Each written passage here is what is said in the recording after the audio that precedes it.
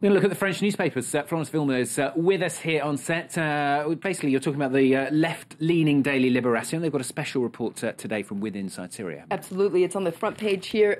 Inside a devastated Syria. Now, they have an exclusive report on what the situation is like in Aleppo and Idlib. Now, they sent journalists there who describe what everyday life is like with daily attacks from the government, torture. Libération describes what it calls a slow, never-ending war with an uncertain future. And in their editorial, they point out that, yes, this is once again a front page dedicated to Syria. This is once again an editorial dedicated to Syria. But this is proof of just how tragic the situation is there. And it says that this war concerns us all, and we must not forget that what's happening in Syria is the continuation of the Arab Spring, and that Syrians are paying the highest price of all the people who went through the Arab Spring, of more so than the Libyans or the Egyptians. They're paying the highest price for their freedom. So Libération really pays tribute to their courage today.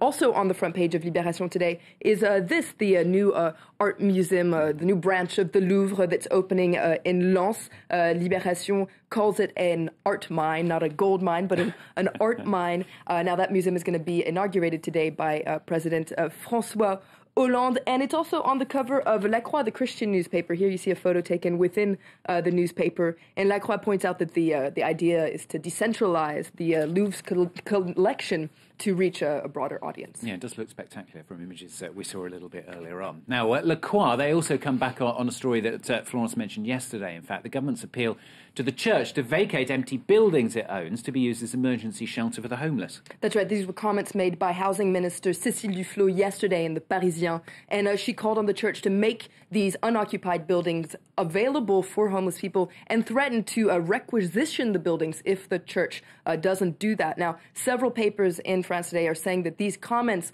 are coming back to haunt her. La Croix, for instance, looks at the church's response and says that the church feels like this is somewhat of an ultimatum by the government. And in their editorial that you see there, the Catholic officials say that they feel surprised and somewhat offended by these comments. They say that they didn't need to wait for the government's threat to act. They say that helping the poor, helping the homeless is what they do. That's their primary mission. And they say they have vast experience. Not only do they let open their buildings, but they also provide volunteers to help homeless people. And according to La Croix, the timing of this comment, it doesn't come as a surprise because the Catholic Church has been very vocal about their opposition to a government plan to legalize gay marriage. And according to this article in La Croix, it's being punished for that opposition today. And some papers even comparing the minister, you mentioned there, Duflot, to the industrial recovery minister, Arnaud Montebourg. He also made controversial comments in the last few days. That's right. Les Echos, the business daily, says that Cécile Duflot is doing a Montebourg.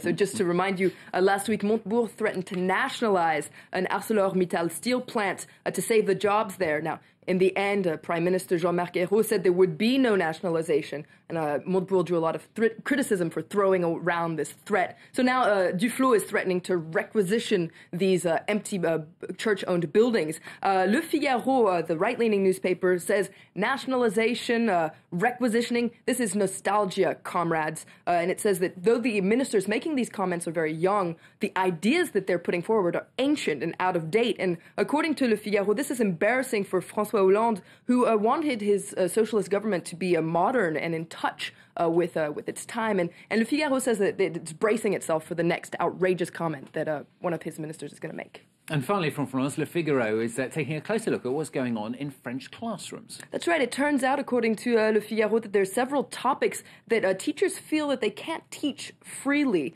And Le Figaro points out that the main controversial topics include history topics such as the Crusades, the Holocaust, colonization, the Algerian War, but also biology topics like Darwinism or sexual education. So mainly topics that touch on religion or identity. And according to Le Figaro, the debates in the classroom can get very heated and in fact can sometimes end in physical assault of teachers. But Le Figaro points out that it's not just biology and history.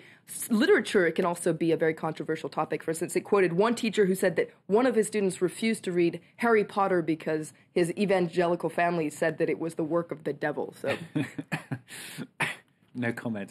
Florence, thanks very much. Florence Villeneuve there here on France 24 with the papers.